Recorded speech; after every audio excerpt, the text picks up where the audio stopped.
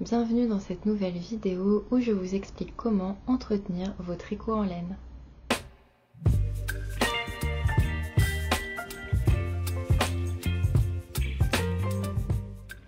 Dans cette vidéo, je vais vous parler des tricots réalisés à la main en laine. Si vous avez des tricots en matière synthétique, acrylique, polyamide ou dans d'autres matières naturelles comme le coton, les conseils s'appliqueront peut-être un petit peu moins, mais ça reste des bonnes informations à connaître et à appliquer quand on a des tricots faits main.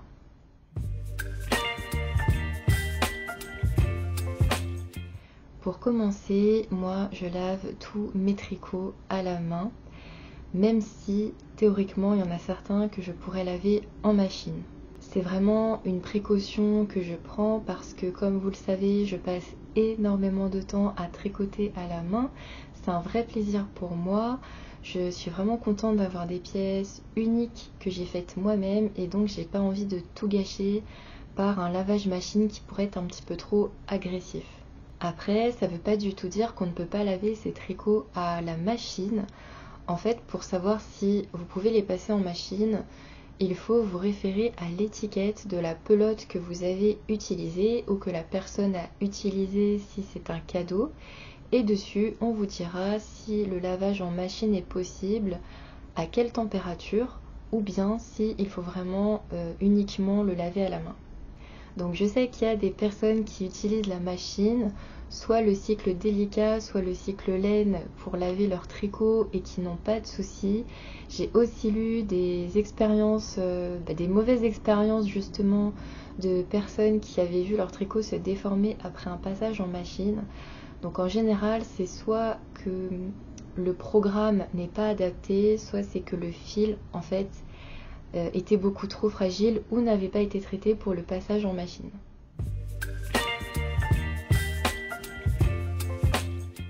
Alors déjà, il faut savoir qu'on n'est pas du tout obligé de laver un tricot à chaque fois qu'on le porte, puisque la laine, c'est une matière naturelle, respirante, et contrairement au synthétique, elle va beaucoup moins retenir les saletés et les mauvaises odeurs. En revanche, ce qui est conseillé, c'est après avoir porté un tricot, de le laisser à l'air libre quelques heures. Donc moi en général, après avoir porté un pull ou un gilet, je le pose à plat sur une chaise ou sur un banc pour la nuit et ensuite je le range. Malgré tout, on est quand même obligé de laver ses tricots de temps à autre, notamment à l'approche de la mi-saison et même de l'hiver où on se dit que ce serait bien d'avoir nos tricots tout prêts, tout propres. Donc moi ce que je vous conseille, c'est vraiment de profiter des beaux jours ou en tout cas des journées où les températures sont clémentes pour que le tricot ne mette pas trop de temps à sécher, puisque quand on les lave à la main, forcément on n'a pas la phase d'essorage et du coup le tricot reste assez humide. En général, il faut compter, je dirais, 2 jours minimum pour que ce soit vraiment entièrement sec. Et pour les grosses laines, ça peut aller beaucoup plus loin. Donc on peut mettre 4-5 jours, voire une semaine pour qu'un tricot soit sec. Évidemment, si vous êtes dans une maison qui est très bien chauffée, il n'y a pas de souci, ça ne vous changera rien de laver votre tricot en hiver. Et donc dans la même idée, puisque les tricots peuvent prendre potentiellement plusieurs jours à sécher, il faut essayer de s'organiser un petit peu en avance et d'anticiper avant de les passer au lavage. Tout simplement parce que un point très important, c'est que le tricot doit sécher à plat. Il faut à tout prix éviter qu'il pende et donc ça veut dire que vous allez forcément mobiliser une surface. Donc soit ça va être votre étendoir à linge ou bien une table basse ou un tapis, enfin une surface plane sur laquelle vous allez pouvoir le laisser sécher. Et donc ça veut dire que tant que le tricot ne sera pas sec, vous ne pourrez pas récupérer cette surface. Donc c'est quand même à prendre en compte quand on habite dans un petit appartement par exemple. Alors moi pour laver mes tricots à la main, j'utilise des astuces que j'ai glanées ça et là au fil du temps sur les blogs, sur les forums, sur YouTube. Donc j'applique toujours la même technique et j'ai pas à m'en plaindre, puisque mes tricots sont toujours en très bon état, même après plusieurs années pour les plus anciens. Donc je vais vous montrer ce que ça donne, puisque j'ai profité du fait que j'avais quelques tricots à laver pour filmer quelques images et partager avec vous mes conseils.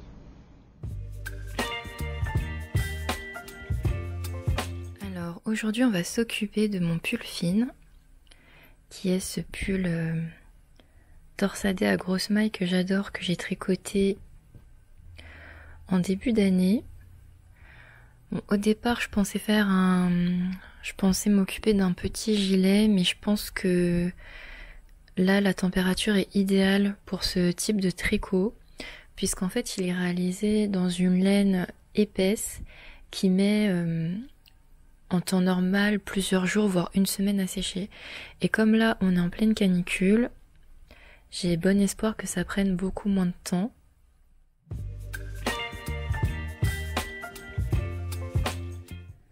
Donc comme beaucoup de personnes qui tricotent, j'utilise la lessive Eucalan,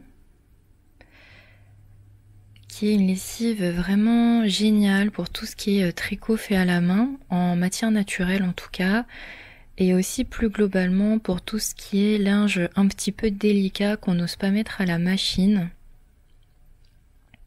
Donc moi j'adore cette lessive. Là c'est le format un petit peu grand en 500 ml. Il existe aussi des toutes petites bouteilles si vous n'avez pas beaucoup de vêtements de ce type à laver. Donc ce que j'aime beaucoup dans cette lessive, c'est qu'elle a un parfum vraiment très très subtil. Ici c'est le parfum lavande, mais vous avez aussi d'autres senteurs pas mal. J'avais testé notamment eucalyptus et pamplemousse, et à chaque fois ça sent très bon sans être non plus trop entêtant. Et surtout cette lessive est top puisqu'elle est sans rinçage, c'est-à-dire que vous avez juste à faire un bain avec de l'eau et la dose de lessive recommandée, et ensuite il n'est pas nécessaire de rincer le vêtement, ce qui est vraiment top parce que le lavage à la main c'est quand même assez fastidieux, et pour la laine je pense que c'est pas mal non plus parce que ça lui évite d'être un petit peu trop sollicité. Voilà, donc j'ai mis mon pull à tremper dans une petite bassine avec la dose de lessive recommandée. Donc petite astuce pour les personnes qui comme moi vivent dans un petit appartement, ça en fait c'est une bassine pliable de camping, donc elle est super pratique parce qu'elle prend pas de place. Alors c'est vrai qu'elle est petite, mais bon, ça dépanne quand même pas mal. Et donc là j'ai mis de l'eau tiède. Ce qui est très important, c'est de vraiment s'assurer que votre eau soit tiède et surtout pas mettre d'eau chaude parce que c'est mauvais pour l'aspect du tricot. Donc ce qu'on peut faire, c'est venir presser pour s'assurer que toute la fibre soit immergée. Ici c'est vrai qu'on est sur une laine vraiment épaisse et elle absorbe, elle prend bien tout le volume de ma mini bassine, mais bon ça va quand même, ça va le faire. Et donc maintenant il n'y a plus qu'à laisser tremper pour 15 minutes.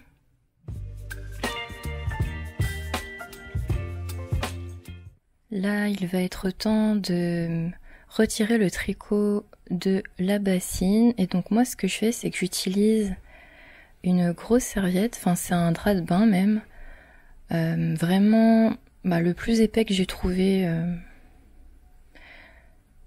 autour de moi, pour venir absorber l'eau, puisqu'en fait ce qu'il faut surtout pas faire c'est tordre le tricot pour l'essorer. Faut surtout pas faire ça, ça va vraiment l'abîmer. Donc ce qu'on peut faire c'est enlever l'excédent d'eau en pressant délicatement, et ensuite on vient enrouler le tricot dans une grande serviette pour absorber l'excédent d'eau. Voilà, donc j'enroule le tricot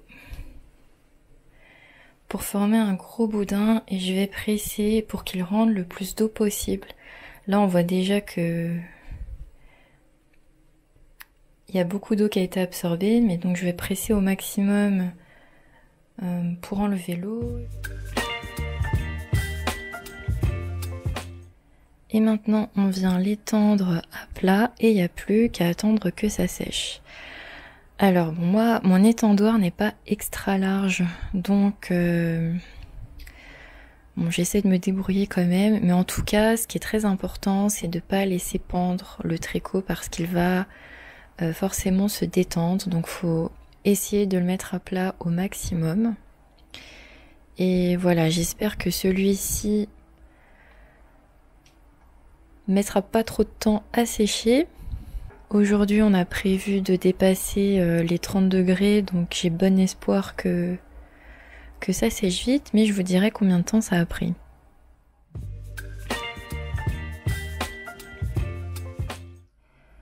Au final, il aura fallu bien 72 heures pour que le pull sèche entièrement. Après, je le rappelle, hein, c'est une laine épaisse qui... du 100% laine, hein, donc il faut s'attendre à ce que ça prenne un petit peu de temps. Et au passage, c'est pour ça que c'est important de bien planifier quand vous voulez laver un tricot à la main, puisque moi par exemple, j'ai utilisé un étendoir qui était au milieu de ma pièce à vivre, donc ça veut dire que pendant 3 jours, j'ai pas pu le replier. Et ce sera la même chose si vous faites sécher sur une grande table, sur un tapis, peu importe. Il faut avoir à l'esprit que durant toute la durée de séchage, vous ne pourrez pas utiliser cette surface. Donc là, mon pull est tout propre, il sent bon l'odeur de lavande de la lessive Eucalan, mais il n'est pas encore tout à fait prêt. Donc moi, ce que j'aime bien faire quand je lave mes tricots, c'est que j'en profite pour leur redonner une petite beauté. Donc déjà, il y a les fameuses bouloches. Donc les bouloches, on peut les voir, hein, c'est ces petites boules de poils qui se forment. Donc là, honnêtement, il n'y en a pas tant que ça. Il me semble que les bouloches, ça touche surtout les tricots qui sont vraiment lisses, donc qui sont uniquement en jersey ou en point mousse. Ici, on a quand même les torsades qui sont pas trop impactées par le phénomène des bouloches. Et généralement, les bouloches, elles se situent là où il y a beaucoup de frottement, donc notamment au niveau des manches. Moi, c'est principalement là que j'en ai. Alors, il y a plusieurs façons d'enlever les bouloches. Donc déjà, je commence par ce qu'il ne faut pas faire, c'est tirer dessus. Même si c'est très tentant, en fait, si vous tirez dessus, vous allez tout simplement abîmer la maille à laquelle est attachée la bouloche et à terme, vous allez déformer votre pull. Il existe sinon des rasoirs qui sont faits exprès pour les pulls tricotés, des rasoirs ou des pennes qui sont un petit peu abrasifs. Donc moi, c'est pas du tout ce que j'aime utiliser. J'ai l'impression que ça accroche la maille et je m'y prends peut-être mal, mais c'est vraiment pas ce que j'aime. Moi, j'utilise plutôt des ciseaux. Donc là, c'est mes ciseaux qui sont vraiment bien aiguisés. Et je viens tout simplement couper la bouloche. Comme ça. Et ça n'abîme pas du tout le tricot. Alors, c'est une méthode qui peut peut-être un petit peu surprendre, mais je l'avais trouvée pareil en regardant sur des blogs. C'est ce que je fais depuis et j'ai vraiment pas de soucis particuliers. Et la deuxième chose que je fais pour redonner une petite beauté à mes tricots, c'est de rentrer les petits fils. Donc vous savez, quand vous raccordez des pelotes et que vous rabattez vos mailles, vous avez des petits fils à rentrer. Et moi, j'ai remarqué que ils avaient tendance à ressortir après le lavage. Alors peut-être que je les serre pas assez. J'essaye vraiment au maximum de bien faire des petits nœuds, de couper à ras, etc. Mais il y a toujours des zones où les fils finissent par ressortir. Donc là, je vais en profiter, je vais prendre une petite aiguille à laine et je vais rentrer tout ça pour que ça fasse quand même un petit peu plus propre.